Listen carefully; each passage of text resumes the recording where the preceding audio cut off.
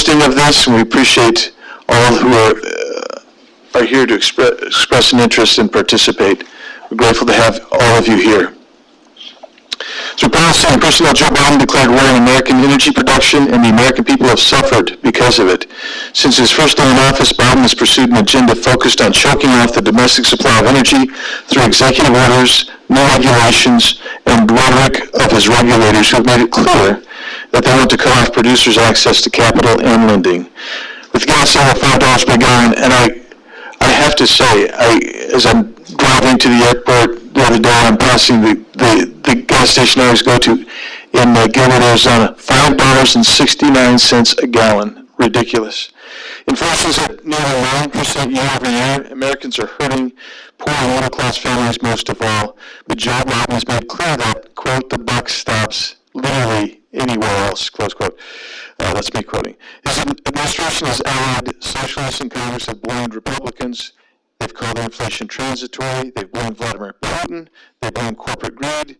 While the Democrats in charge of the House, Senate, and the White House, the proposed remedies have only made the matter worse. More government, which exacerbates inflation, or more regulation to further choke off supply. So we wanted to have this hearing. And this hearing will examine the policies and rhetoric of the Biden administration that led to rampant inflation and discuss how Republicans in Congress can hold Joe Biden accountable. We have some marvelous witnesses who are here to testify. We have Secretary Rick Perry, former Secretary of the Department of Energy. He's now currently the chair for the Center for Energy Independence, America First Policy Institute. Thank you, Secretary Perry, for joining us today. We also have Mr. Stephen Moore, Distinguished Fellow for the Heritage Foundation, Senior Economist for Freedom Works, and we appreciate you being here today, Mr. Moore. We have Ms. Kathleen Sagana, President of the Western Energy Alliance. We appreciate you being here today. And joining us also is Mr. Alex Epstein, President, Center for Industrial Progress, and author of the book, The Moral Case for Fossil Fuels. And so with that, I'm going to give an opening statement, and then we'll get going. So welcome you to today's hearing. We thank our great witnesses. We thank the Heritage Foundation, Kevin Roberts, the President, Mike Howell, Cedric Hall, and everyone else who's contributed to allow us to use this space and have a real conversation. And I thank my members fellow members of Congress who have come today. Witnesses will have 5 minutes to deliver their oral testimony, followed by a question and answer period. And we're here today to discuss the issues that matter most to the American people right now: inflation and energy and rising energy prices. Every American sees firsthand the impacts of President Biden's failed economic and energy policies every time they go to the store or fill up their car with gas. Inflation has hit a 40-year high of 8.6%, groceries up 12%, electricity up 12%, and fuel more than 100%. Inflation is now costing American households nationwide an average of $635 every month. Now, the situation is worse in my home state of Arizona, where inflation costs households an extra $733 per month. And Joe Biden has no solutions because he doesn't understand that he and his policies have created the problem. In early 2021, progressive economists like Larry Summers and Jason Furman joined a chorus of Republicans raising the alarm that the so-called American Rescue Plan was too large and risked superheating demand-side inflationary pressures. Democrats also insisted on reducing verification requirements for transfer payment programs authorized under the American Rescue Plan, which resulted in astronomical rates of improper payments. Joe Biden's own OMB, Office of Management and Budget, conservatively estimate that these improper payments total $281 billion in 2021. However, in testimony earlier this year, Rachel Gressler of the Heritage Foundation pointed out that audits by the Department of Labor's Inspector General indicate that improper payment rates are likely higher. Ms. Gressler estimates that $357 billion in unemployment insurance payments were sent to people who are not unemployed. In the same hearing, Linda Miller of Grant Thornton pointed out that at least half of this stolen money went to organized crime syndicates in Russia, China, Nigeria, and Ghana. In March of this year, a report from the Reserve Bank of San Francisco found that the demand-side pressures created by the ARP contributed 3 percentage points to the inflation that our nation is experiencing. And on the supply side, since his first day in office, Joe Biden has pursued an agenda focused on choking off the domestic supply of energy through executive orders, new regulations, and through the rhetoric of his regulators who have made it clear that they want to cut off producers' access to capital and lending.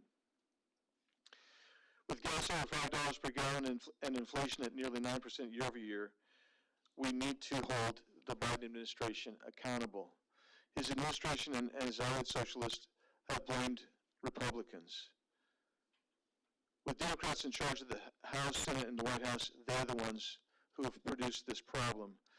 We're going to hear first today from Secretary Rick Perry, and he was someone who oversaw our nation's energy policies. He's an expert. Those energy policies help lead to robust economic growth. We're grateful to have him here. We'll then hear from Stephen Moore, the founder of Club for Growth, Distinguished Fellow for the Heritage Foundation, who will discuss measures to curb Biden's historic inflation and how our energy production is tied to our economy. We'll then hear from Kathleen Sagama, the president of Western Energy Alliance. The alliance engages in public affairs, federal legislative, public lands, environmental and regulatory issues on behalf of oil and natural gas producers in the western United States. And Ms. Sagama will detail how the Biden administration and congressional Democrats have taken a wrecking ball to the Trump administration's energy policies and how that impacts gas prices, inflation, and harms our country. In some states, the price of gasoline has surpassed the federal minimum wage.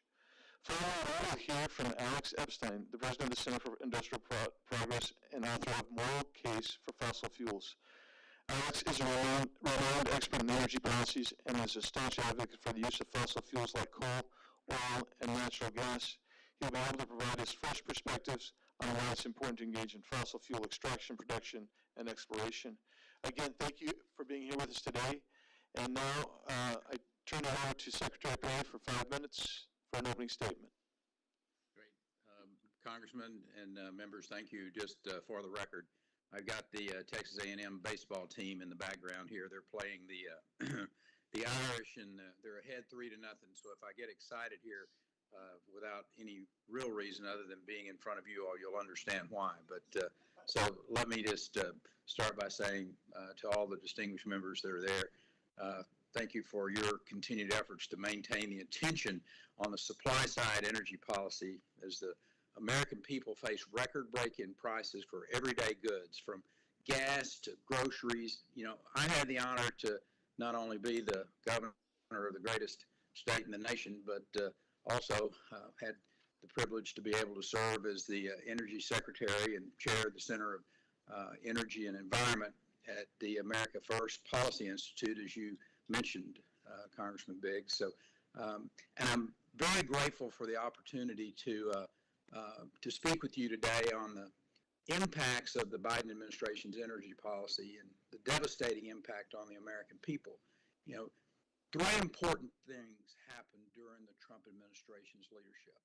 We became the #1 producer of oil and natural gas, allowing us to become a net energy exporter for the first time in 70 years. And for those of you who would assume that those two accomplishments led to an increase in emissions, you'd be wrong. We actually led the world in emissions reduction. It's also important, I think, to understand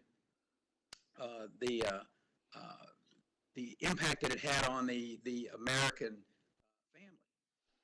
$2,500 a year is what they saved in reduced energy costs, and that's even more impactful for lower income families when you think about it. The Biden administration is, you know, they're taking the opposite approach. They're waging a war on American energy, and they're trying to tax and regulate and spin the United States into prosperity. And it's not going to work. And the evidence of failure is all around us. President Biden's been, he's taken the U.S. from dominance to dependence. And you know, that's reflective of the heavy-handed federal market intervention, the weaponization of climate policies, you know, particularly when it comes to the environment and the social and governments, this ESG standards that they talk about. They're limiting our American energy exploration and production, and they're canceling pipelines and infrastructure projects. This administration is weakening the American energy security our influence around the world, and our independence. When we talk about America's economic future, the most important thing is to recognize that we already have a proven blueprint for economic success. Embracing the fundamental principles that drove unprecedented growth and prosperity during the Trump administration and set us on a firm foundation for rapid pandemic recovery, low taxes, reform, regulations. I mean, you name it, we were knocking it out of the park, so to speak. America became an energy superpower, and they can once again. Government just needs to get out of the way, and anyway, this isn't rocket science. As Louis and I would say that this is pretty easy. You just got to have some people in government that understand that the private sector is really the real key here. If government will get out of the way. And anyway, I look forward today to a very important discussion on ESG, energy, security, and growth, which is the mindset that we need to have in returning us to greatness in this country. Thank you, sir. Thanks, Secretary Perry. Appreciate a new definition of ESG. I appreciate that. Now, Mr. Moore, you're recognized for 5 minutes. Thank you so much, Mr.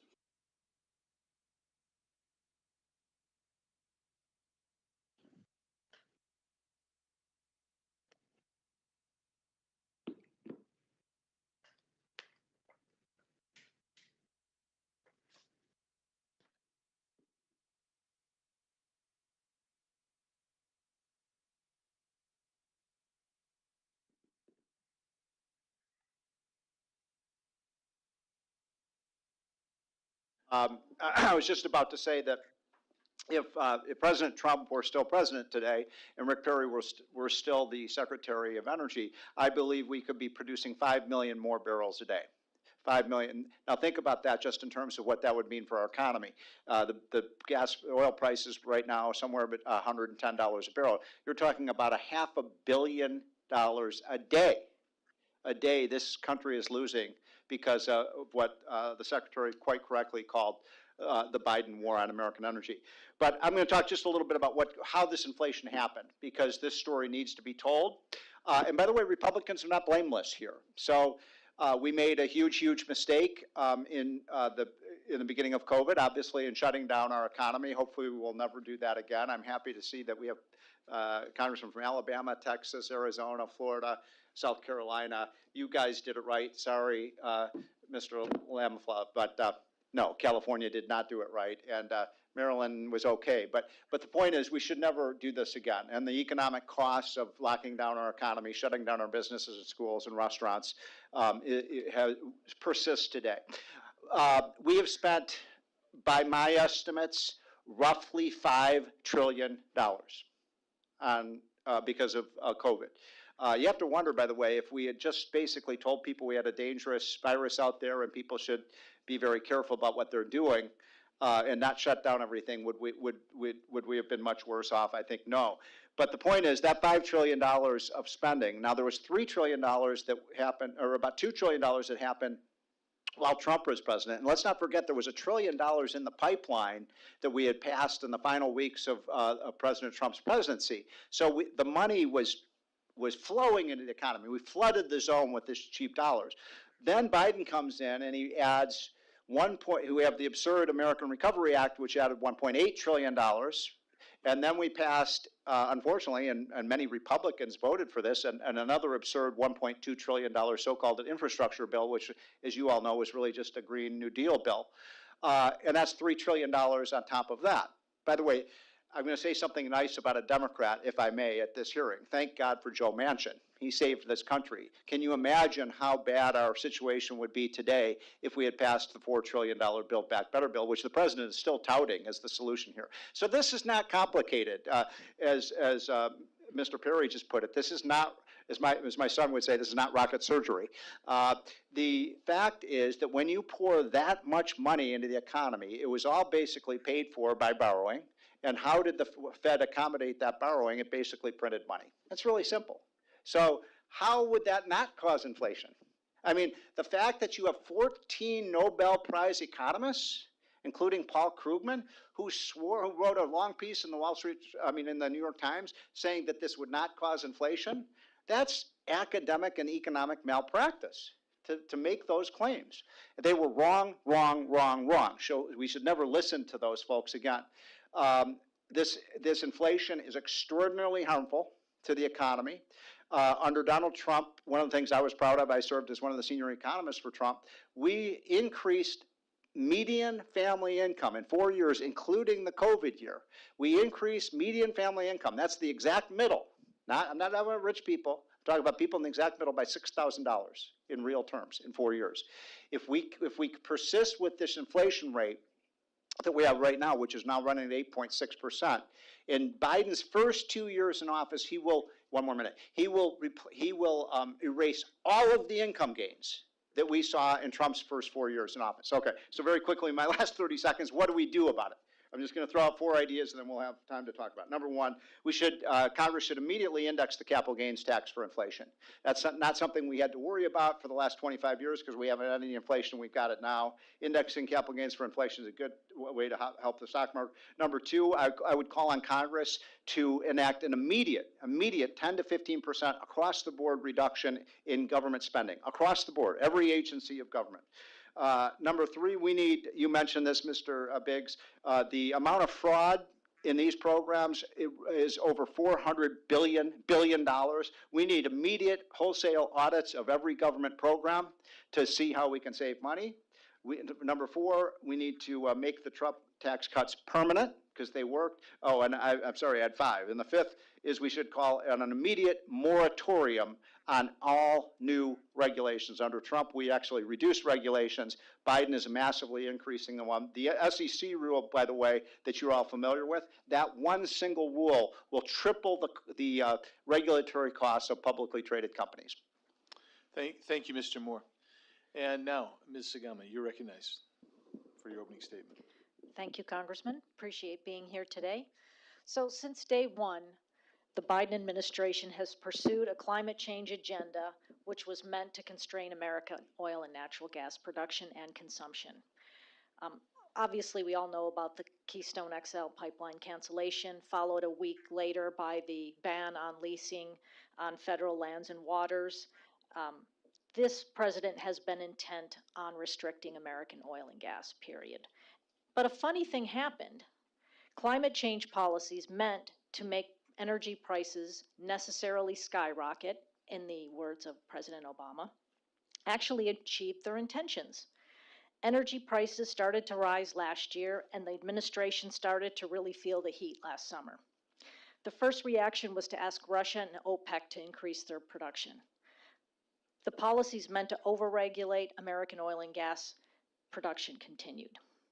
When Russia and OPEC failed to heed the begging from the administration, we in the American oil and natural gas industry made the case that we would be happy to increase production, but for policies specifically designed to prevent us from doing so. Still, the policies continued, and now we're in a situation of energy poverty in the United States. We actually have people having to make choices about how many gallons of gas to put in their car. Fast forward to February of this year, when Russian tanks rolled across Ukraine and prices jumped even higher. The reality of Europe's and the United States' reliance on the stable sources of reliable 24/7 oil and natural gas became crystal clear. The fallacy of an agenda meant to constrain American energy was exposed. Rather than backing down on those policies purposefully meant to hinder our production, the White House pivoted to blaming my industry. I have to say, though, it's kind of funny. I've never been in this situation. I've been at Western Energy Alliance about 20 years, and I've never seen a situation of high energy prices where we didn't actually get blamed. The American people understand this president doesn't like American oil and gas, and I'm paying too much at the pump, and they're making that connection. So, like Mr. Moore, we have several suggestions for reversing some of these policies. I would agree with the overregulation bit. I think one of the biggest threats right now is that SEC rule, that climate change disclosure rule. It is meant to make the SEC a driver of climate change policy. That's certainly never the intention of Congress. Congress did not give SEC the powers to regulate greenhouse gas emissions and climate change, but it hasn't even passed anything that would, there's no law in the books that says we need to transition this economy to zero fossil fuels by 2050. There's nothing that says that you need to report your scope 3 greenhouse gas emissions. There's no law requiring that. Yet the SEC is actually putting forth the rule meant to be that driver of climate change policy. So we're seeing that primarily, and this is a trend that has been for the last several years. Some of it was market discipline imposed, and some of it is purely political. But it's very hard for my industry to get financing right now. The decapitalization, the pressure not to lend to our members, certain banks won't lend to oil and natural gas. It is very hard for us to turn around and respond to these high energy prices and increase production to bring them down when we can't get financing, because each well costs multi-millions of dollars. So we're in a situation where we can't get financing, we can't produce more, we can't get, and we're seeing it now in refineries as well. I represent producers, so I'm not really on the refining side, but we have a huge problem with refining capacity down 1.1 million barrels. And so all this nice light sweet crude we're producing from shale really has no place to go. So it's the same thing is happening to refiners. They have been pressured not to invest and to actually change a lot of their capacity. About a third to a half of their capacity has been converted to renewable energy. So we've lost that capacity. We've lost 1.1 million barrels of capacity, and it's not coming back. So I appreciate the opportunity to speak through these issues a little bit more as the session continues. Thank you. Thank you so much. And now, Mr. Epstein, we'll go to you for your opening statement. Thank you very much for having me. In 2016, I testified in front of the Senate Environment and Public Works Committee about how the anti-fossil fuel policies of the Obama-Biden administration would lead to higher energy prices, which would drive higher prices in every area of the global economy, which is exactly what's happened. As an energy expert and a philosopher, an expert on thinking methods, I explained to the senators that the basic mistake of the Obama administration was the failure to, quote, integrate the big picture data, unquote. The Obama administration was ignoring the unique benefits of fossil fuels to the global economy and to global human flourishing. Unfortunately, many of the senators were unwilling to recognize the error in themselves and in the administration. When I tried to get my senator from California, Barbara Boxer, to see that she was ignoring the unique benefits of fossil fuels, she dismissed me with the comment, "I am not asking you anything. I am telling you that all you have to know is you are a philosopher, and I don't appreciate getting lectured by a philosopher," unquote. But had Senator Boxer and the Obama-Biden administration listened to me and others who warned that anti-fossil fuel policies would lead to higher energy costs, which would lead to price inflation throughout the global economy, we wouldn't be experiencing a national and global energy crisis today. Let me be clear, today's energy crisis is very simple, and it was completely preventable. The price of energy, like all prices, is set by supply and demand. For the last 15 years, the global anti-fossil fuel movement, with major leadership by Barack Obama and Joe Biden, has acted aggressively to restrict the supply of fossil fuel energy, which has prevented it from keeping up with growing demand for fossil fuel energy. When fossil fuel supply goes down and fossil fuel demand goes up, fossil fuel energy prices go up. And when energy prices go up, the price of everything goes up. It's really that simple. Consider oil and gasoline prices. There's no physical reason the oil industry can't meet rising demand. The world has hundreds of years worth of oil deposits. There's no technical reason the oil industry can't meet rising demand. It's more capable than ever thanks to amazing technologies like fracking. If there's no physical or technical reason the oil industry can't meet rising demand, what is inhibiting it? Decades of rising restrictions on oil production and transport from anti-oil politicians, including Biden's massive threats to punish oil production going forward.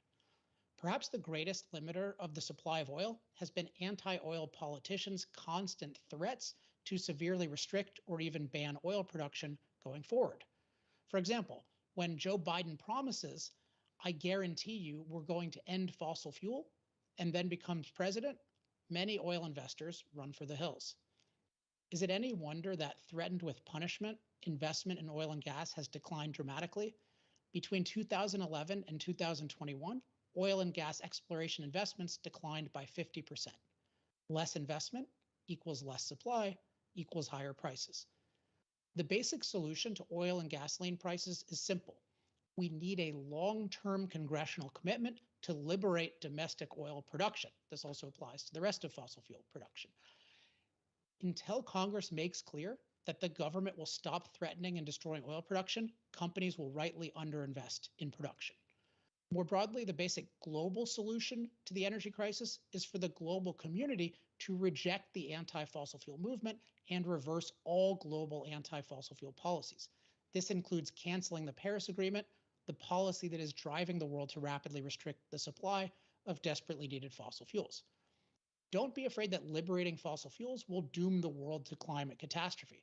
As I document in chapters 7 through 9 of my book, Fossil Future, Why Global Human Flourishing Requires More Oil, Coal, and Natural Gas, Not Less, fossil fuel CO2 emissions have contributed to the warming of the last 170 years, but that warming has been mild and easily masterable, 1 degree Celsius, mostly in the colder parts of the world. And life on Earth thrived when CO2 levels were more than 5 times today's. Fossil fuels have actually made us far safer from climate by providing low-cost energy for the amazing machines that protect us against storms, protect us against extreme temperatures, and alleviate drought. That's why the rate of climate-related disaster deaths, deaths from extreme temperatures, droughts, wildfires, storms, and floods, has decreased by 98% over the last century. What we've been told about fossil fuels is exactly backward. We are told that we should be afraid of continuing fossil fuel use because it will make the world unlivable. In fact, fossil fuel use has made the world a better and better place to live, including safer from climate for the last 2 centuries, and can continue to do so going forward. What will make the world unlivable for more and more people, as we are seeing now tragically, is the attempt to eliminate fossil fuels, which necessarily leads to energy crises and economic crises.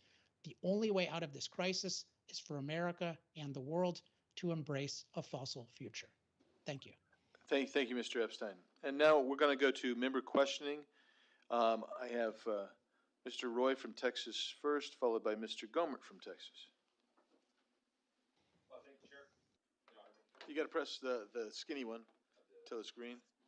Y'all hear me? There we go. Thank the chairman. Thanks for hosting this. Thanks for Heritage Foundation for hosting this. Thanks for our great witnesses. Governor, I assume that you're at least watching Aggie baseball right now, the 3-0 lead. Top of the fourth. Top of I knew I could rely on you, sir. Well, it's good to see my former boss and my dear friend from Texas. Look, I'm going to be pretty quick, and just one thing that I think is critically important here as we look at what's going on, and we look at Texas, and the governor knows this better than anybody. Texas is sitting on an ocean of natural resources that the good Lord bestowed upon us, and yet Texas currently is finding itself in the precarious position of, frankly, now increasingly over-reliance on subsidized so-called renewable energy. The question I'd have for the panel is, what can you tell us about the inflationary pressure? I know the governor opened with some of that earlier. The inflationary pressure that we're seeing with respect to that reliance, what's happening because of the subsidies that are going in to prop up so-called renewable energy at the expense of fossil fuels and at the expense of nuclear, and what marginal benefit is that giving us to society when you consider that coal-fired plants, China has about 1,100 of them. The United States has about 250. China is putting out about 1 new coal-fired plant a week. And we, in Texas right now, in our current pipeline, so to speak, of what we're producing for new energy coming online, it's something in the order of 75-ish% or 80% solar, wind, battery, et cetera. and very little in the way of gas-powered and zero nuclear. So that's a general question for the panel. If you just keep it quick, especially let's start with the economist in the room. Just a quick answer on the inflation front, and then to the governor and Kathleen, and to my friend Alex about what that's doing to our actual ability to produce energy that's reliable for our grid. When you have in Texas, for example, a week, 2 weeks ago, where we had a 17% production out of our wind farms on a windless day. Just very quickly, you had a total and Texas ran out of energy, and your electric power supply shut down. To say that again, Texas ran out of Yeah, energy. exactly. Okay, That's just what I was yeah. going to say. This is not original to me, but somebody said that for Texas to run out of energy is like Alaska running out of ice. Right. And so this is. But I was just going to make one quick point and then turn it over to the rest. One of the things that I think is most worrisome right now, and these are state policies, these renewable energy requirements that are being ratcheted up every year. There are now estimates that 20 states could be, including my home state of Illinois, are looking at brownouts and blackouts. I mean, my God, what are we, a third world country that we're running out of electric power? And it's almost entirely attributable to renewable energy mandates. Kathleen, do you have something on that, on this subject, or no? We got to. Not in particular. Okay. Governor or Alex, I mean, I'm just trying to get to the heart of, looking at Texas as the model, where, Governor, I know we're working on trying to make sure that Texas was leading into having all available options for energy, but now we've got this subsidized form that is undermining our production of fossil fuels, and we have decreasing amounts of fossil fuel generator nuclear power to be reliable there for baseload capacity, which is causing pressure on the grid in terms of electricity availability and driving prices up. And I wonder if you've got thoughts on that, or Alex, if you do as well. Yeah.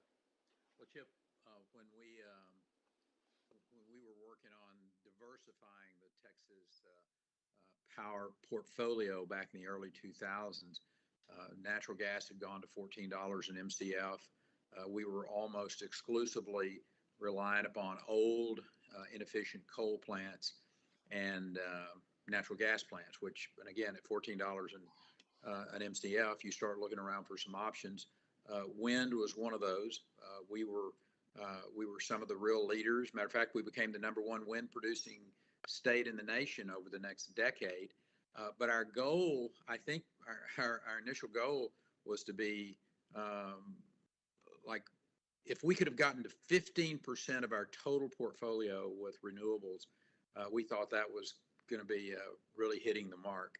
Well, we blew past that, and I think people took their eye off of the base load issue, and I want to make a little bit of a deflection here and talk about what I think the answer in the future is, because that's what this hearing is about. It's not about any mistakes that were made in the past. I mean, that is what it is.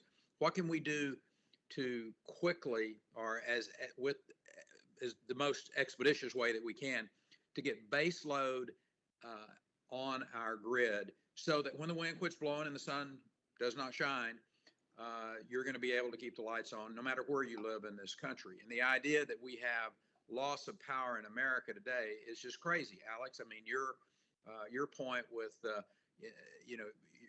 fossil fuels are going to be a part of keeping the lights on, and if you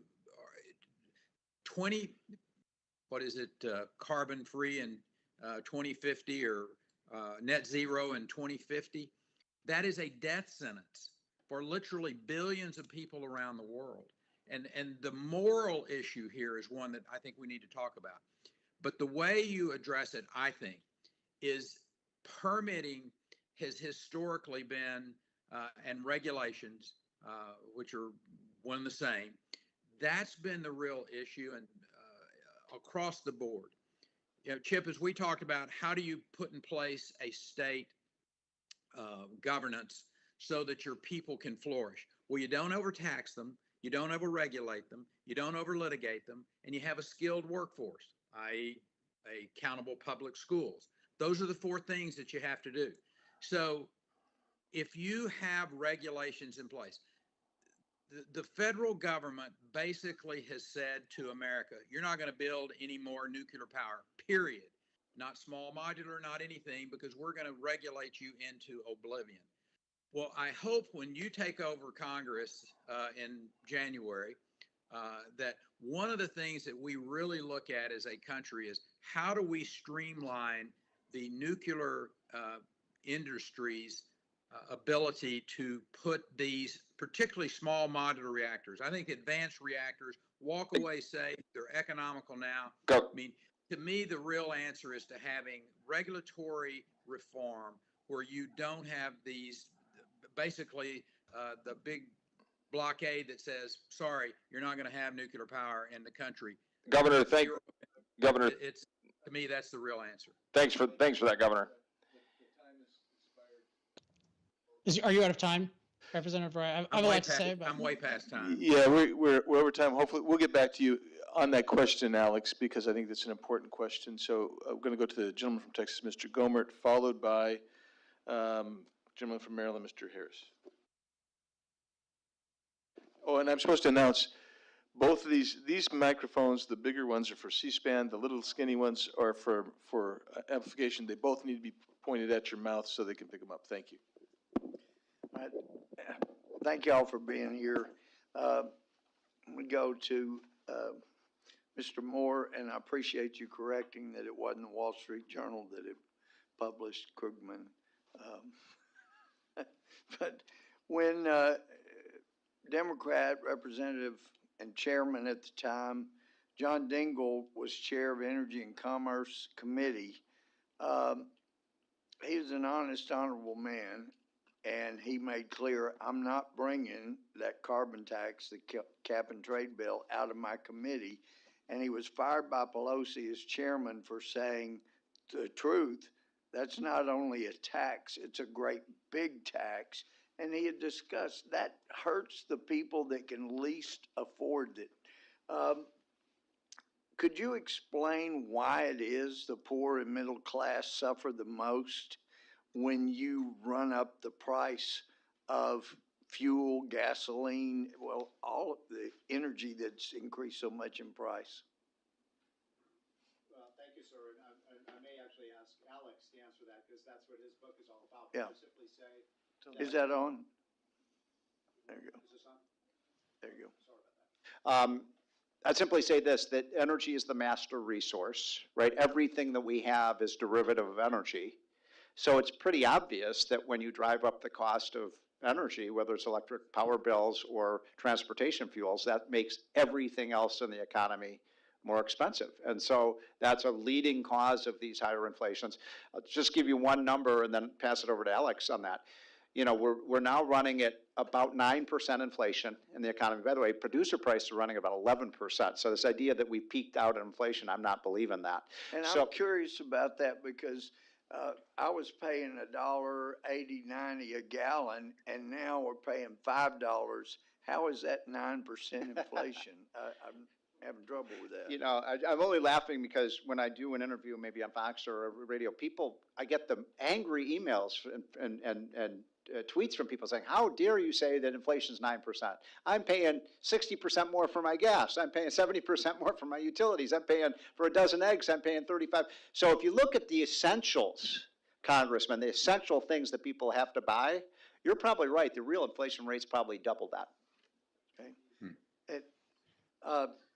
Let me ask, and I still want to say Governor Secretary. You know, when you were governor, I'd seen somewhere that we increased the amount of natural gas usage about every year, as I recall, and yet the air quality continued to improve every single year. Isn't that accurate? Yeah, and Louis, if I could I give a little of my time Please. right now Yeah. to Alex and ask Alex to talk about cost-effective fossil fuels and why the wealth that they create allow for the technologies that allow for the emission reductions. Alex, would you touch on that, please? Sure. If Representative Gomer is okay. Sure, Yeah. please. I'm happy to talk about that. Okay, so I think I use the term cost effective, and I think it's really important. There are 4 dimensions of cost effective, and right now fossil fuels are the only energy technology that meet them. So to be cost effective is to be affordable, reliable, versatile, and scalable. The first 2 are probably clear, but the third is really important. Versatile means every type of machine, including things like cargo ships and airplanes and really high heat machines that we use for industry that we don't think too much about, that we don't use electricity for these things today because it's not the cost effective way. And then scalable is really important for billions of people in thousands of places. And so we've got a world where the vast majority of people still lack cost effective energy. We have 3 billion people using less electricity than one of our refrigerators uses. We have 1/3 of the world using wood and animal dung. So you've got a situation where you've got one uniquely cost-effective form of energy, namely fossil fuels, that provide 80% of the world's energy and are still growing in a world that desperately needs more energy. So point number 1 is that reducing CO2 emissions should absolutely not be your highest priority. Empowering the world should be your highest priority. And as I mentioned, the more you empower the world, the safer you become from climate, even as your emissions increase, because your ability to master the climate is so high.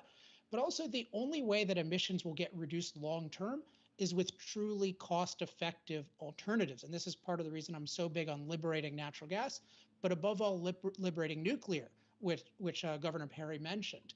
Again, think about it, is China going to use solar and wind? No, they're using coal to produce solar and wind. Is India? No, everyone is rightly going to use the most cost-effective form of energy. So if your concern is emissions, priority number 1, 2, and 3 has to be liberating the promising low emission alternatives.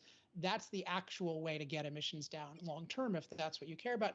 But unfortunately, the left tends to be anti-fossil fuel, anti-nuclear, and anti-hydro. Also anti-mining, which solar and wind require record amounts of mining. And the root of that, as I explained in Fossil Future, is the goal of that movement is not to advance human flourishing on Earth, it's to eliminate human impact on Earth. And so they have a hostility toward all energy because it involves impact. And so I think that the concern with climate is a sham. Well, that's an enlightening answer. Appreciate that very much. And with regard to Snowmageddon last year in Texas, people said, see, it's fossil fuels fails. No, there was a 3-year prior report saying you've got to winterize your connections with natural gas. And they spent that money on solar and wind, and we didn't winterize our gas. And that is the reason we didn't have gas. Yep, I thank the gentleman for yielding back. And now we're going to go to the gentleman. By the way, just for the members of the committee, she is holding the time behind you, so none of the speakers can see it, but you all can see it, so you know. But anyway, we're going to go to the gentleman from Maryland, Mr. Harris, followed by the gentleman from Florida, Mr. Gates. Very much, Mr. Chairman. Let me just ask a little, and I'll ask you, Mr. Moore, about the infrastructure bill, because you brought it up. And Kathleen, you'd commented that, you know, the capitalization is not going on in the energy industry that's necessary. For some reason, this administration doesn't consider a pipeline or offshore and onshore drilling platforms as infrastructure. Very interesting for the leading energy producer in the world not to consider that as part of infrastructure, but we don't. And the infrastructure bill, of course, includes billions of dollars for charging stations when you don't have plans to actually increase baseload, production, as though electricity comes out of an outlet in the wall and not from a plant.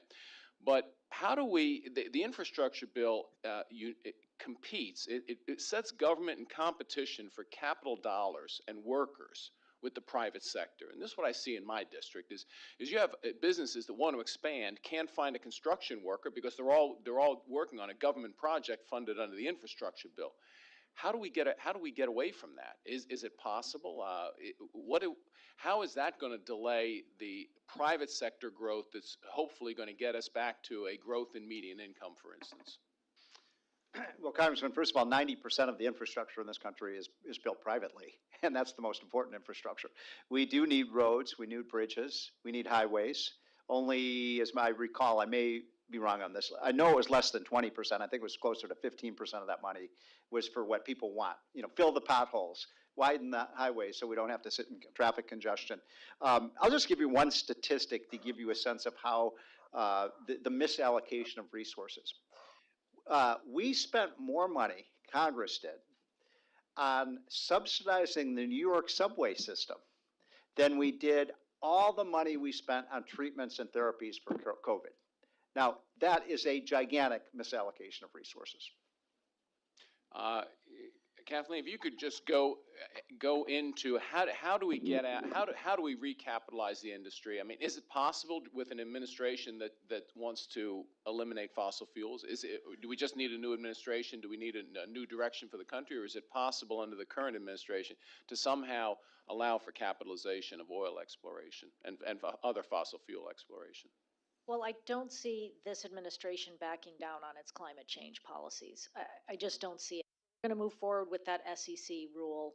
I think it's incumbent on industry, perhaps states, to sue, because I think it's very easy to overturn that rule. I shouldn't say easy. It's not going to be easy, but it's on very tenuous legal grounds. So I think it's possible to overturn that rule. But there's something that $120 oil has started to turn even the hardcore black rocks of the world. We are seeing that investment is starting to return to the oil and gas industry, not just because of the high price of oil today, but that there is a shift and there is a recognition that ESG might not be all that it's cracked up to be. I've been kind of surprised over the last couple of months, the press, even just mainstream articles about how ESG is probably not. It's kind of lost its luster when it considers, Chinese production of solar over American-produced oil and natural gas. Of course, Chinese solar being produced by slaves. So I think some of those assumptions. Oh, and Russian oil was fine, or Russian natural gas was fine a few months ago, but ExxonMobil was the bad guy. So I think some of the luster is coming off of ESG, and I think that's a very positive sign. Oh, thank you very much, Mr. Chairman. I yield back. Thank the gentleman, and I recognize the gentleman from Florida, Mr. Gates, and he'll be followed by Mr. Moore, and in the hole, Ms. Boebert. Joe Manchin for being a stopgap against what would have otherwise been catastrophic spending. I believe if you are in the role you should be in right now, serving on the Federal Reserve, you could be one of those stopgaps to stop the Fed from continuing to blow calls and make bad decisions. What's the right path going forward with the Fed to deal with the inflationary conditions? Because I noticed that wasn't in your 4-point plan. Well, that's a great question. And can I just make one side point, if I may, about what you were just talking about? You're members of the United States Congress. What you just said about this SEC rule is absolutely true. You make the laws. You make the laws. These people at the SEC do not make the laws. I hope when you take the majority, you start making the laws and start rescinding these crazy rules that are made by nobody elected these people. I mean, it's just outrageous. This is an unconstitutional fourth branch of government. You are the legislative branch. So take your responsibility. I mean, I'm talking about Congress in general. Take your legislative responsibility seriously. And since you're not a philosopher, okay, sorry. I mean, I had to get that off my chest. You can tell what was your question? My question is, what should the Fed be doing? I'm just going to make one quick comment on it. The Fed has been way, way behind on the curve. I'm amazed that a Federal Reserve chairman who allowed our inflation rate to go up to 9% was just reappointed with an 80-20 vote. I mean, that's shocking to me. I mean, if an NFL team goes 2-14, you don't rehire the coach for another 4 years. I'll just say one quick thing on this. I think that the appropriate thing for the Fed to do right now, because obviously they have to pull out some of these trillions of dollars of spending, I want to see the Fed reduce its balance sheet. The Fed balance sheet is now $8 trillion. Rather than raising interest rates, because the mortgage rate has gone from 3 to 6% in 15 months. Why don't they sell off these assets? That would pull inflation down without raising interest rates. Colorado Governor Jared Polis gave an interview on Friday in which he offered President Biden some advice on inflation. He said the best thing the country could do to reduce inflation is to revive the failed Obama attempted policy of amnesty for the parents of children who have birthright citizenship.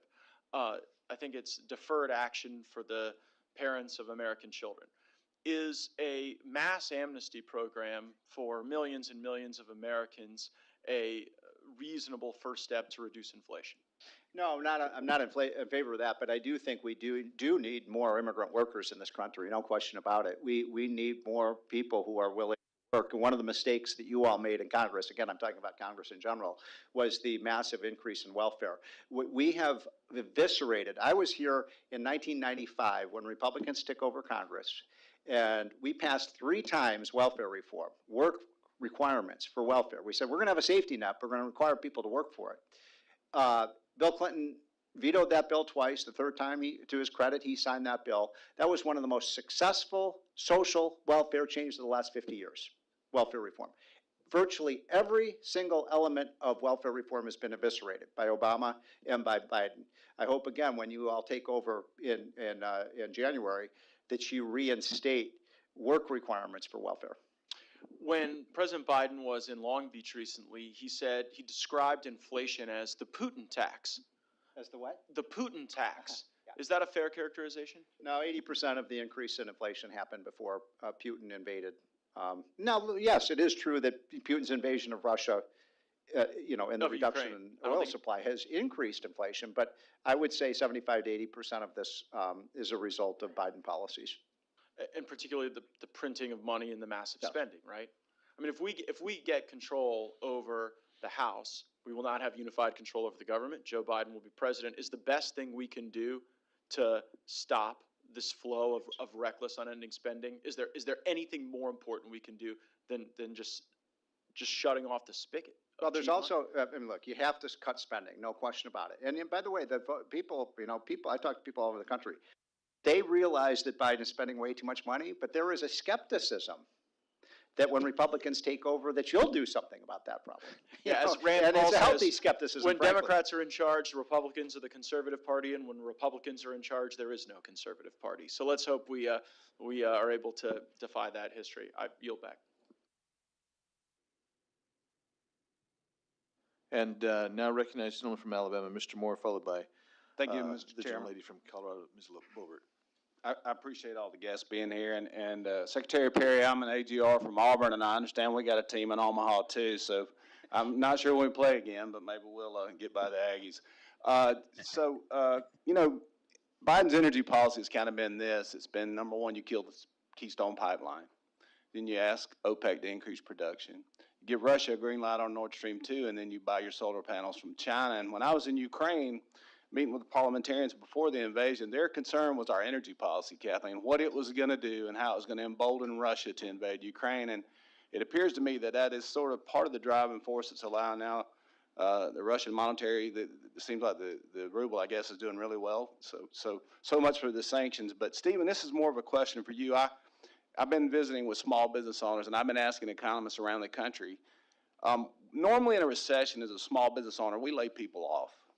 But right now, there's a labor market. We've kind of created a vacuum where we've printed government dollars, sending them to people in mailboxes, and nobody's showing up to work. So as we as Republicans begin to take over the majority, how do we allow for that soft landing, Stephen? Because they're talking about a recession. Biden's publicly talking about that. We're seeing 9% inflation, as you've talked about. And yet we have a labor force shortage. And it seems to me that the businesses can't lay people off because there's nobody to work. So how do we soft that landing going into this new majority we're supposedly going to have? Boy, that's a tough question. I mean, how do we make sure that this recession, which by the way, I believe we're in a recession right now. If this economy stopped growing, it just hit a wall in late May. And when you're talking about $7 to $10 trillion in the stock market, that's going to have a negative wealth effect for sure. And then you look at the fact that people can't pay their bills; they're just having a harder and harder time. The reason I mentioned that 9% inflation rate is I didn't get to the second part of that. Wages are growing at 5%. So this is simple math. If month after month after month, people's incomes are growing much more slowly than the inflation rate, they're becoming poorer over time. Joe Biden is making America poor. And in terms of your issue about the labor shortage, we just have to look, everybody believes in a safety net, but it's good for the country, it's good for the workers, it's good for American families that people are working. We did a study with Casey Mulligan at the beginning remember when you were starting to pay $600 a week additional, that was the Pelosi bill. A family with two parents and two kids with nobody working, with all of the benefits that you were providing, could make over $100,000 tax-free. That, you know who that was unfair to, Representative Moore? The people who were working.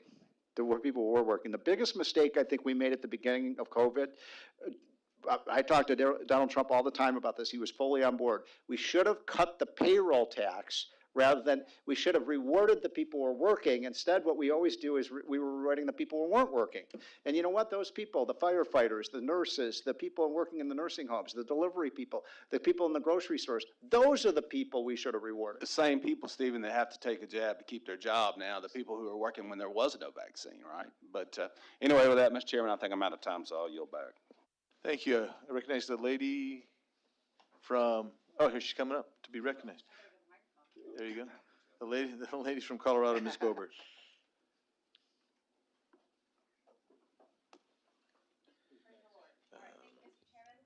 Am I on? All right. Thank you, Mr. Chairman. Thank you to all the witnesses who are here today. I really appreciate all of your expertise. Obviously, we're witnessing one of the most significant self-owns in American history. The Biden regime has taken hardworking American patriotic people and pummeled them with hardship after hardship. And it's very difficult. The average annual cost of inflation on the middle class income is about $5,200, just under $450 a month. Consider what that means for a family of four making under $75,000. The average price of a gallon of gas is at a record highs and looks primed to soar even higher. And we've talked about a lot of these numbers already. And Mr. Moore, I'm really grateful that you are pointing out Congress's mistakes. I think that's why a lot of us are actually here, because we notice the mistakes that Congress makes, and we came here to try to do something about that. But you mentioned welfare. I would tag on to that, as I'm sure you have and do. The stimulus payments that were made, the checks to government employees who were at no risk for losing their jobs, never did lose their job. They've kept their job, were able to work from home, and then still got that. Then, of course, the unemployment benefits that you mentioned, just printing money. And thank you so much for bringing up the payroll tax. I'm a small business owner, and I almost think that should be one of the qualifying things that we look at candidates who run to serve in the United States Congress. Have you ever signed the front of a paycheck? Because a lot of people don't understand what goes into that. And so cutting payroll tax would have been something that would have been amazing.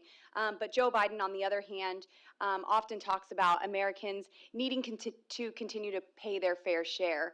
Americans have been asked to spend thousands more each year effectively to subsidize the trillions of dollars in new spending undertaken by this administration.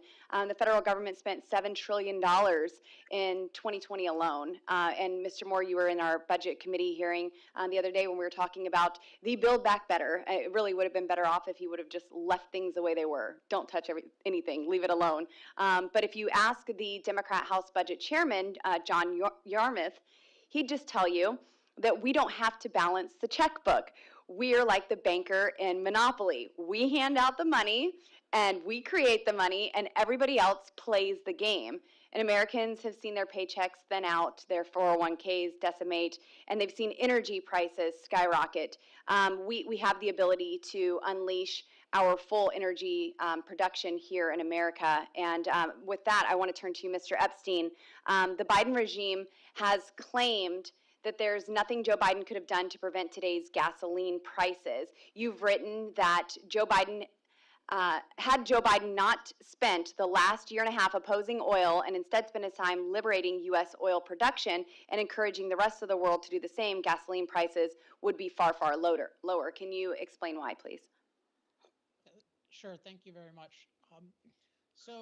Yeah, the argument that seems plausible is, oh, it's a global market, so we can't control it. So the obvious lie there is you can control the U.S. energy market, which is a huge market, but also you are the leader of the free world. Imagine Joe Biden had come into office in 2021 and said, hey, there's this dangerous anti-fossil fuel movement.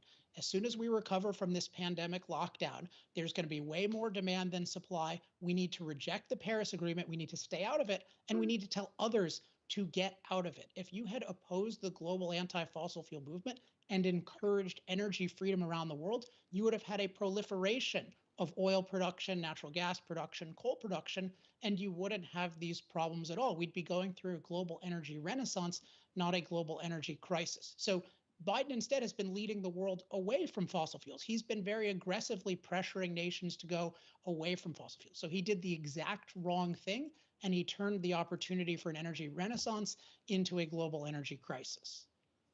Thank you. And Mr. Epstein, a follow-up. In May, Joe Biden canceled 3 sales amounting to millions of acres that would have been available for drilling.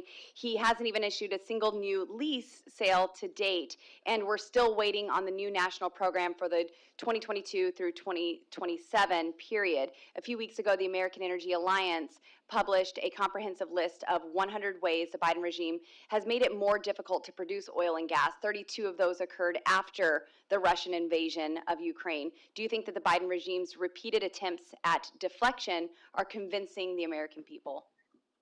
Time has expired, but I'll let you answer. I hope. I hope not, but I think the key is to make it really simple and say prices are set by supply and demand. The Biden administration restricted supply and encouraged the rest of the world to do the same, and that made prices go up by restricting supply while demand increases. And don't allow the people who caused this crisis to overcomplicate it or to distort it. Thank you very much, Mr. Epstein. And Mr. Chairman, may I submit my other questions to Mr. Moore for a response later? Absolutely. Okay, thank you. You bet. We'll now go to Mr. Good from Virginia, followed by Mr. Norman, South Carolina. Thank you, Mr. Chairman, for holding this, and thank you to our witnesses for being here today. And these are two such critically important subjects, both the inflation as well as the energy crisis. First, I want to just ask Mr. Moore about inflation, then try to use the balance of my time on the energy side of it. You talked about the 4 recommendations that you made, one of which was 10 to 15% reduction in spending. Some of us are old enough to remember when you used to negotiate car prices. You didn't get your best deal unless you had walk-away leverage. You were willing to walk away to not make a deal to get the best possible deal. I would submit Congress needs to have that kind of courage, which is in short supply in Washington, even among the leadership of our own party. What would you say to how would we force in a majority Congress, if the American people give us the majority in the House and the Senate, to where we could pass legislation out of the houses that would reduce spending? How would you suggest we would force the president to sign legislation that actually reduces spending? Well, that's a great question. I've lived through a number of Republican revolutions. I was there in 1995 when Newt Gingrich became Speaker. I was there in 2011 when the Republicans had won a huge majority. And one of the lessons I hope that you will learn when you re-enter the majority, and hopefully in large numbers, is Joe Biden cannot spend a single penny. Do you know that? He can't spend you have a one-house veto. The Senate can't spend money.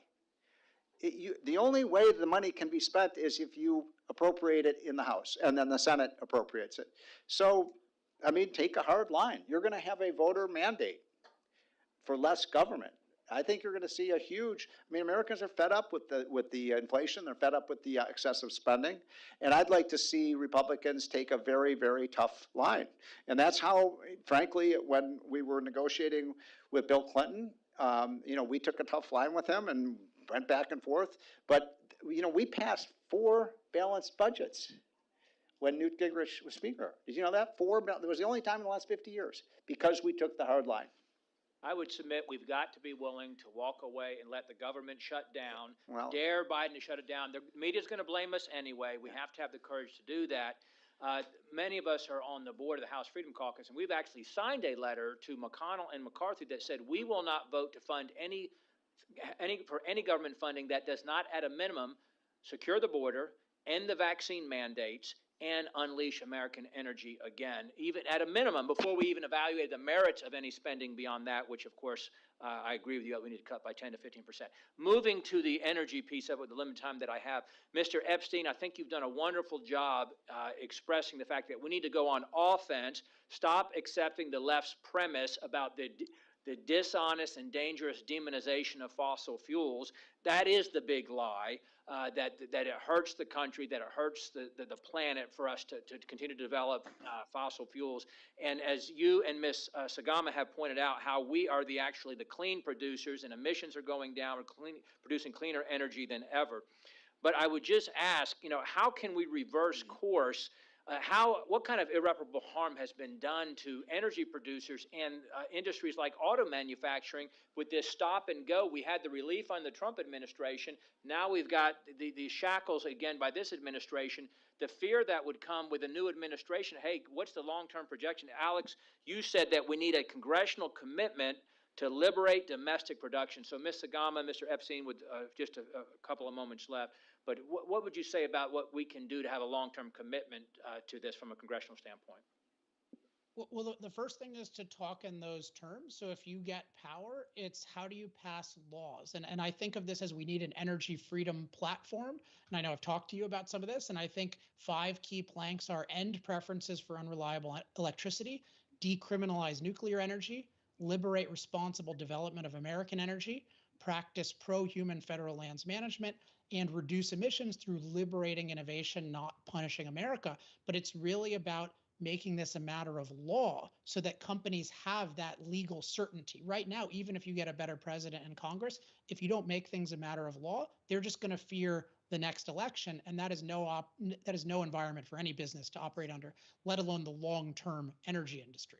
Which ties into Mr. Moore's, the 4th branch of government that's not elected, the bureaucrats. And Ms. Sagama, with just anything you would add to that? I would agree. I mean, there's just such a whiplash from one administration to the other. We had some good rules put in place under President Trump. For example, reducing the timelines for the environmental analysis under NEPA, which affects all infrastructure projects. It was very limited to reduce the time because the time to do NEPA can stretch to decades, and that just increases the cost of a road, a bridge, a pipeline, whatever. And so if Congress could pass laws that would actually limit what how these regulations were implemented, I think that would be very helpful. Otherwise, we're just going to whiplash from administration to administration. Thank you, Mr. Chairman. Now is the gentleman from South Carolina, Mr. Norman, followed by Mr. Lamalfa. And clear to all over, this hearing ought to be held on the Hill. Everybody should be interested in this. But let me ask you this, how do we get leaders to speak out? And Steve, you and I both had a front row seat on the infrastructure package, 1.5 trillion. It was the Republicans who gave them the 218. So we're a product of people that put all of us here. Now, Kathleen, how can we get the energy sector to speak up and to have hearings like this? It's insane what's going on. It is insane. And I'd ask all the panelists, unless we have an uprising of people getting their voice back, not just the leaders, but the donors, folks, I'm afraid even if we get power, we're not going to know what to do with it. Help me out.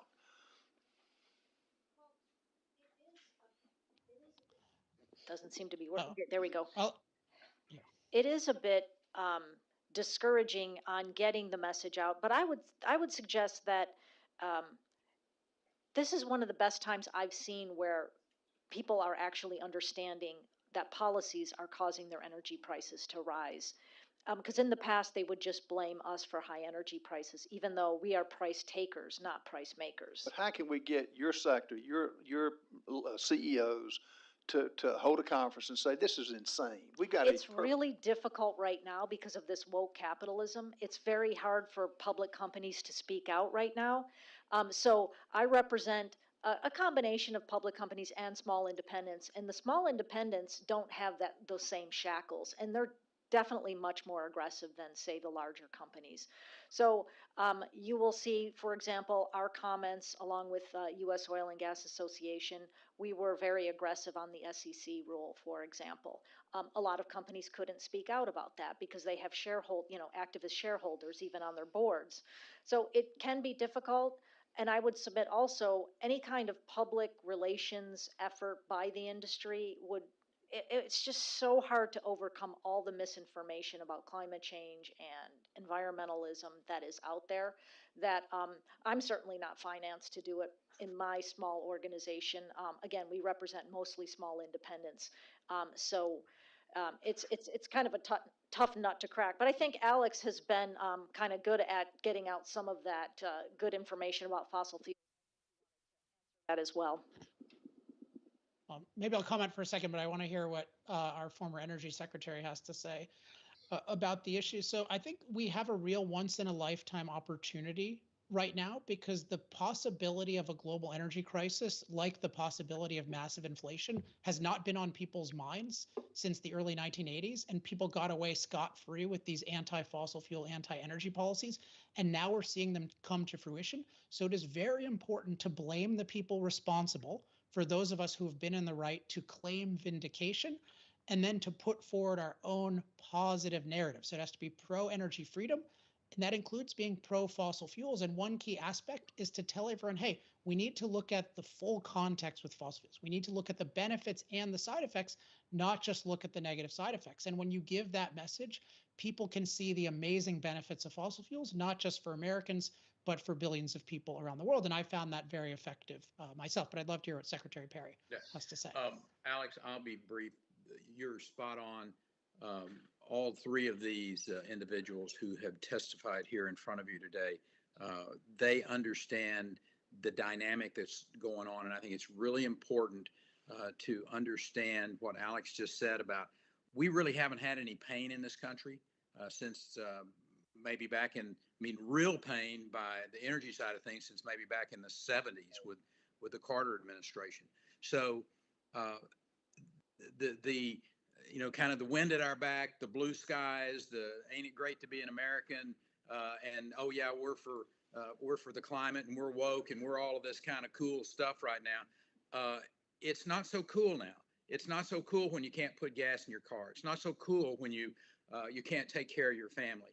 And that's got to be the message that, particularly those of you who are running for office, because you're going to be the dynamic of which decides what the direction that America is going to go in the future.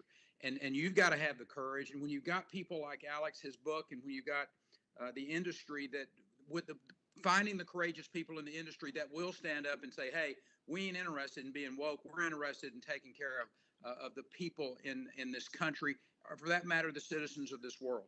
And we have the moral argument on our side. We need to take it. We need to run with it. And I think we can be successful with it. We can't be timid. Only thing I'd say to all of you, y'all have got influence. You're going to have to make the calls to Congress to force the issues. We the people again. Thank you so much. Morning, Mr. Lamalfa, after which the gentleman from Florida, Mr. Donalds. Thank you to my good friend from Arizona for heading this up today, and to Heritage and all of our panelists. I appreciate this honest conversation on a very key topic. We watch as government is basically, in my home state as well as here federally, during the Biden administration especially, is just trying to price people out of the American dream, the American lives. They don't want single family housing. They don't want you in a car of your choice. They don't want you to do things that you're accustomed to in living in this way in this country. They just want you all in a tall building with walkable work and riding a bike. So, and the time we spend in our committees during this Democrat majority has been basically talking mostly about the racial makeup of federal agencies or climate change. I'm on the Ag Committee, and they're trying to apply it to how you till your soil.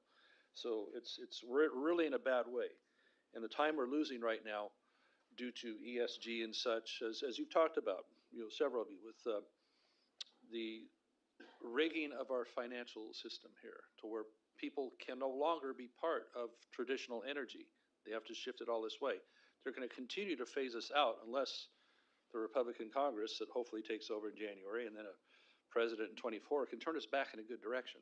So that all said, we're watching the mistakes being made around the world. Germany got rid of most of their nukes, maybe all of them. Decided to rely on Russian gas. Well, they see, hey, nobody could see that coming.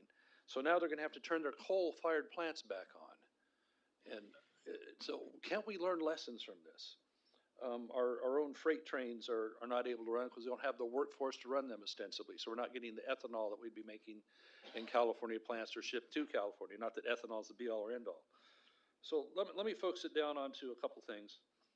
Lightning round with all of our panelists here.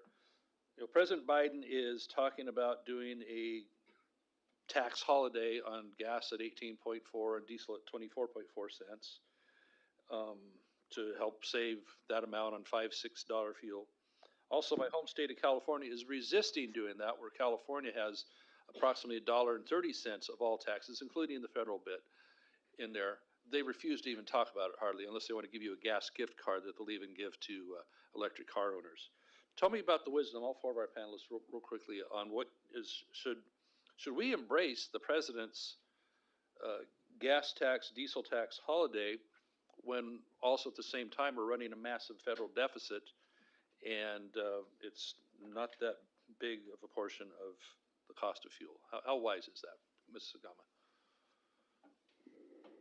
Well, I think we should really focus on just increasing production, just Yeah. get the government out of the way, because that's gonna, I mean, reducing your price of, at the pump by 18 cents is insignificant compared to what we could do if we actually unleashed American oil production. Absolutely. That's just what I was gonna say. Yeah. Just one quick comment. The claim of this administration to want lower gasoline prices is at best a gigantic pretense and most likely a lie. Their goal from the beginning is to make fossil fuels unaffordable so you don't use them. And so everything needs to be focused on blaming the current global anti-fossil fuel movement, including this administration, for the problem and demanding that they reverse course in a systematic way. And I think all the focus needs to be on that, and do not allow them to blame industry, and don't allow them to do these ridiculous tiny measures that act like they care about the problem. They don't, they are the problem. You know, lies upon lies. 94% capacity is what our refiners are running. That's what Biden's focusing on until he goes to Saudi Arabia. Secretary Perry, did you have a thought on this tax? Yeah, this one is simple. Having been a chief executive of a fairly substantial entity back for about 14 years, the answer is no. Thank you. Quickly, I want to remind everybody that carbon dioxide is 0.04% of our atmosphere. It's not 20 or 30, 40 or 50% like everybody thinks it is as it's hyped. It's probably not even truly a greenhouse gas, except it was dubbed by that by EPA. Methane, other things, those are the problem gases. Plants dig it on CO2. And if we didn't have at least 200, plant life would die off. Let me make a point here, and you don't have to come back on it, but the supply of urea, which is mostly imported from Russia, China, and Qatar, is going to be very dire as Russia and China are cutting off those exports. Urea is important not only for fertilizer for farms, as I'm a farmer in real life, but also the production of the additive that goes in diesel for 20 and 10 new engines, that the DEF. We're going to run out of DEF. That means all the trucks and other equipment, farm equipment that needs that, they will not run without that. They will not run without this additive that keeps the exhaust cleaner. We're in dire straits if we don't have that stuff, and we're in great danger of running out because we don't have the urea to production in this country that used to be in the southern states to do that. We have to up the urea production so we can make this DEF and keep our engines running, unless we want to use our old trucks and tractors, et cetera. Thank you, Mr. Chairman. It's to the gentleman from Florida, Mr. Donalds, after which to Mr. Bishop. Oh, there we go. Thanks, Mr. Chairman. Cool socks. Appreciate that. Real quick, obviously, we've talked a lot about energy and inflation. I'm going to go pretty quick. I think everybody around this table knows how we entered this inflationary cycle through the American Rescue Plan et al. Of the rest of the government spending that's occurred the last 24 months or so. Mr. Moore, one of the things that myself and a colleague of mine out of Arkansas, Mr. French Hill, are working on is a bill that would actually restore the Federal Reserve to a price stability mandate, getting rid of the employer mandate that the full employment mandate, that the Federal Reserve currently has. What is your opinion of returning the Federal Reserve to just a price stability mandate? I wholeheartedly agree with that. I would favor some kind of a price rule. My good friend and one of my mentors, Steve Forbes, likes the idea of some kind of gold standard. I would look at maybe something a little broader than that. I like to look at commodity prices. By the way, if you look, you all should look every morning at what's happened to what's called the CRB index. That's an index of about 25 major commodities, everything from coal to cotton to copper to heating oil and so on and so forth. Straight up since Biden came into office. And so, yes, we should have I believe in a rule-based monetary policy. I also believe that at most we should, we want full employment in this country, obviously. But what really worries me, Congressman, the Federal Reserve is now making, carbon emissions and climate change one of their mandates. I mean, no wonder they can't control inflation. They've completely taken their eye off the ball. That's exactly right. Real quick, Secretary Perry, good seeing you over there. I wanted you to comment quickly on the NRC. I actually was having a roundtable discussion with members of the nuclear community, both the large legacy reactors and then the new potential manufacturers of microreactors and small modulars.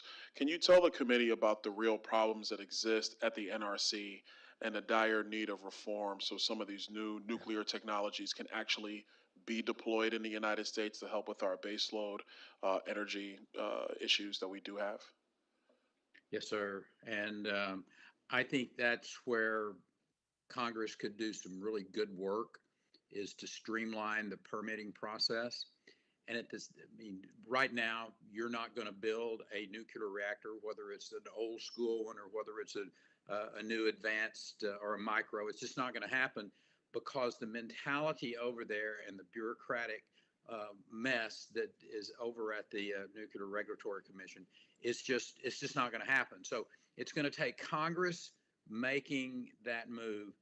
And here's the other side of it, is if states, and I hope there's some big states like my home state of Texas that will take the initiative here using the 10th Amendment and basically say we have the authority, because it doesn't say anything in the Constitution about whether or not we can do this type of work in our state. Texas would be a great place to try it and test it, from my opinion, because we have our own grid. And let the states take the lead on building these small modular reactors, working with some of their universities. I just think that America needs to take the lead. Small modular reactors, these advanced reactors, micro reactors, that's the real future for energy production. And our fossil fuels will help us make that transition over the course of the years, but it should happen faster rather than later. Okay, and to wrap up, Ms. Sigma, Mr. Epstein, can you talk about the issue we have currently, not only with the lack of pipeline development throughout the United States, but what, even in the big media, they're starting to talk about the real issue we have with a lack of oil refining capacity in the United States, and what do you think we need to be doing to rectify both of those situations? Pipelines are, they're the infrastructure, they're the veins of the industry. I mean, we need the pipelines in order to put the natural gas so we can get it to Europe. I mean, we want to increase LNG to Europe, but we don't have the pipelines to get to the LNG terminals or to our allies in Asia. So that's one area I think Congress could consider when hopefully the House changes hands. On the go ahead. Oh, no, sorry, you go ahead. On the refining issue, unfortunately, with 1.1 million barrels down a day capacity, that capacity is really not coming back. It's not like you can just flip a switch and approve, and bring that capacity back. So, the refining industry has been very hard hit by ESG, and it's very, companies are reluctant to invest in refineries if there's the possibility that an investment that's supposed to be for decades is suddenly going to be an asset that we don't need anymore. So they're very vulnerable, just as producers are, to this, this push to decapitalize the oil and gas industry. Just very quickly, I think we need to recognize that the assault on American energy includes opposition to fossil fuel investment, fossil fuel production, fossil fuel processing, including refining, and fossil fuel transportation, including pipelines. And what I said about a long-term commitment by Congress, that needs to apply to all four of those aspects. What we're seeing is the energy industry is an incredible industry that provides energy for billions of people, hundreds of millions of Americans, but it takes freedom. And when you restrict freedom randomly, you don't think through the consequences, then you have these supply shortages, and you can't get rid of them by being upset because you're getting bad polls, which is the administration's basic response. They're upset, not because they're upset about the consequences, but they don't like the polls. So we really need people in office who care about energy and are willing to make long-term commitments to liberate it. Thanks so much, Mr. Chairman. Thanks for your indulgence. I would argue this committee would get better ratings than that other committee that's going on right now. I yield back. Thank you. Now I yield to the gentleman from North Carolina, Mr. Bishop. Thank you, Mr. Chairman, and I regret coming in late and missing a lot of what has been said, and so I start from, unfortunately, a difficult spot. I don't want to ask people to repeat themselves, but Secretary Perry, you know, you've had a great deal of experience in the public sphere as governor of Texas before being Secretary of Energy. I wonder, you know, what we see the Biden administration engaged in now as an attempt to sort of just the most remarkable blame game, blaming Putin's invasion of Ukraine for all the price rise problems with the inflation problems that we have, what the American people are suffering. I happened to see a TikTok video on YouTube, not on YouTube, on Twitter yesterday evening, that it was someone who's obviously very left in their orientation, and she was screaming because of the gas prices and what it was costing her to fill her tank to get to her job. But she was screaming about the religious right wing over and over again. And, you know, it does seem to me, I know that there people are of differing levels of knowledge about politics and public affairs and so forth. And certainly economics is no easy feat for many of us. But in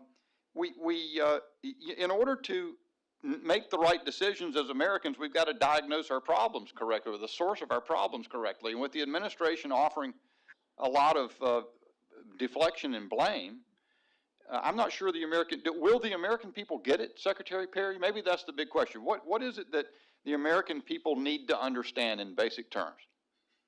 Yeah, I do think the American people not only will get it, they're already getting it. When you see what's happening in my home state along the border with the historic Democrat voter who is Hispanic, who is now overwhelmingly coming to the Republican Party and going to vote for Republicans this November. At that particular point in time, the Biden administration is going to get it. They're going to get it real clearly. But when you start to see news outlets like CNN and even MSNBC to some degree start asking the appropriate questions about the capability, both intellectual and otherwise, of the Biden administration, particularly the president, then you know that the tide is about to turn. It's going to turn in a big way. Our job, I think, is just to continue to tell the truth. One of the reasons that I think that this book that Alex Epstein has got in front of you there, of Fossil Future, is so important is because it tells the truth.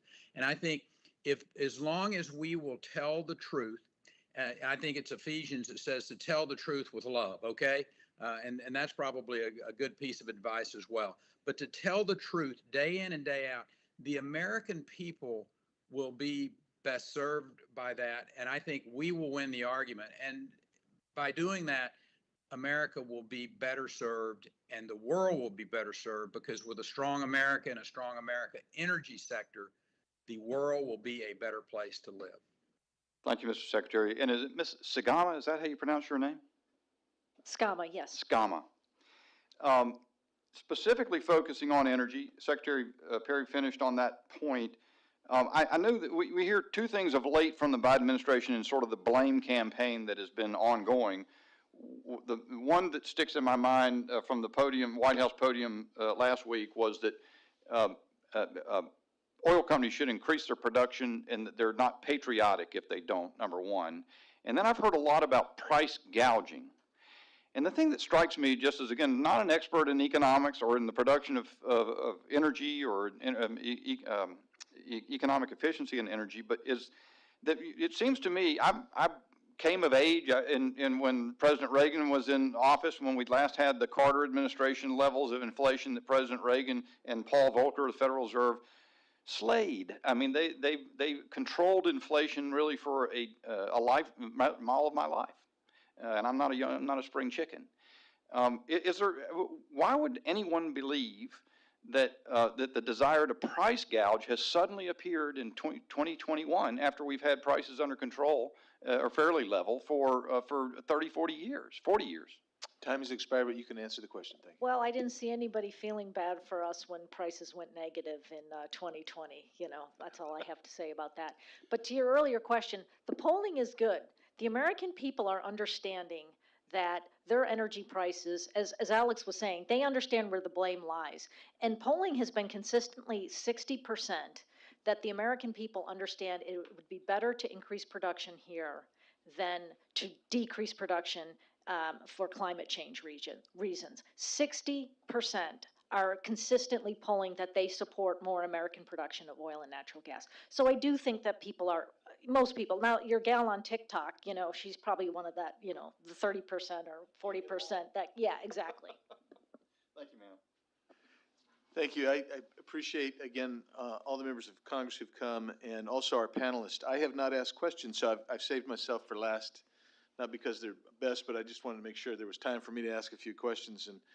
And so I have some for each of you. And, you know, first of all, Ms. Sgama, President Biden claims that there are 9,000 oil and gas leases that have been approved that companies are simply not using. I won't tell you exactly what I've written down here what I think about that claim. I won't get there just for time's sake, but I want you to see, if you would please, explain the difference between a lease being approved and a company actually being able to drill and then actually bringing a hole to production. Well, they've kind of been all over the place, leases, permits. I'll take the leases first. There are about 12,000 leases that are not producing right now out of something like 23,000 leases. And I would note that we're in court defending 5,900 of those leases. And it's really hard to produce on a lease if it's tied up in litigation. So that's one reason you might not produce on a lease. Another is you simply do some exploratory work, and there simply isn't economic quantities of oil and natural gas on that lease. So we never are in a situation where we produce on every single lease. And then another reason is the NEPA analysis takes so long on a lease that it's considered non-producing, even if it's in year 8 of the NEPA analysis. So that's another reason. And now, switching to the permit side, there are about 8,800 permits that have been approved but not used. There are also 4,500 permits that we have requested but that are being held up. And environmentalists just sued last week on 3,500 approved permits. So these were permits that the Biden administration actually approved, and they've sued on them because they don't want to see any production. So those are going to be tangled up, and it's going to be hard to develop on those permits. But one of the reasons that we don't drill all those permits is because you have to go out and get so many permits in hand when you want to develop federal wells, because you don't know how long that permit's going to take. The federal system is so inefficient that companies went out and they built up an inventory before the Biden administration came in because they were concerned that they would stop all permitting. And now there's litigation on permits. Now every single permit is going up to Washington, D.C. instead of being approved in the field. So there's so many inefficiencies in the system. Purposefully, yes. Thank you for that. Secretary Perry, President Biden is talking about doubling the amount of ethanol as an additive as some way to reduce the price of gas. And so I guess My questions for you, will this increase the supply? What will be the impact on food Yeah. production when you start burning food for fuel? And Yeah. how good will this be for engines? Yeah. These little nibbling around the edges are, and that's exactly what doing away with the gas tax, getting into the strategic petroleum reserve, increasing the amount of it. This is nibbling around the edge. If you want to make a difference in the price of gasoline, the only way that you can do it in a positive way to lower that is to increase production. That's it. Anything else that you're doing that's not producing production, you're just nibbling around the edges. Right, I agree with that 100%. And then, Mr. Epstein, again, thank you for being here today as well. Thanks to all of you again. So we've talked a little bit about nuclear as a truly important cog to our energy development if we're going to be truly self-sustaining again. So there's science out there that professes to take the 96% of the nuclear fuel that is not used up in the process, and turning that and reforming it, reusing it, recycling it, repurposing it as a new fuel. Are you familiar with that emerging technology? Yes, but I don't think it's the central issue. Well, know if I can it's not the central issue because we won't even approve any nuclear reactor development, right? So that's the central issue. Yeah. Can I say a word on nuclear? Yeah. Because I'm known as pro fossil fuels, but really I'm pro energy and pro global human flourishing, and that requires more of every form of cost effective energy, certainly fossil fuels and also nuclear. So one thing I'm working on, and I invite anyone here, anyone listening to this who's in Congress to participate, is I think we need a new energy freedom platform, and a key plank needs to be decriminalize nuclear. So let me just very quickly give you some of the steps for this. We need to banish what's called the linear no threshold hypothesis, which is total pseudoscience that treats any amount of radiation as deadly, which makes no sense. We need to streamline the nuclear licensing process. I think it should take a maximum of 2 years, not 16 years or whatever it often takes. We need to prohibit anti-development activists from participating in the permitting process where they have no place being. We need to allow all cheap and safe forms of nuclear waste disposal, although current nuclear waste is quite safe. That's important. We need to eliminate all government discrimination against nuclear. We need to end all government preferences for unreliable electricity. And I think Secretary/Governor Perry said, and this is really important, the states should be able to take this over. So I think states should be able to opt out of the federal approval process and establish state approval processes. The Nuclear Regulatory Commission is the Nuclear Criminalization Commission. Since its advent in 1975, it has not approved from conception to completion one single nuclear plant and makes nuclear prohibitively expensive. You can't nibble around the edges there either. That needs fundamental reform or abolition. And so we really need nuclear decriminalization. It's not enough to subsidize or to say it's okay. We need to totally decriminalize it. And if anyone is interested, email me at alex@alexepstein.com. I'm very passionate about making this change when we get a new Congress and maybe a new president at some point. Alex, repeat your email again, please. Alex@alexepstein, EPSTEIN.com. And there you have it. I thank Heritage for hosting us today. I thank everybody who's participated, the panelists, great information. Appreciate the members of Congress. And with that, we're adjourned. Thank you. Thank you, gentlemen. Thank you, ladies. Alex, well done. See you later.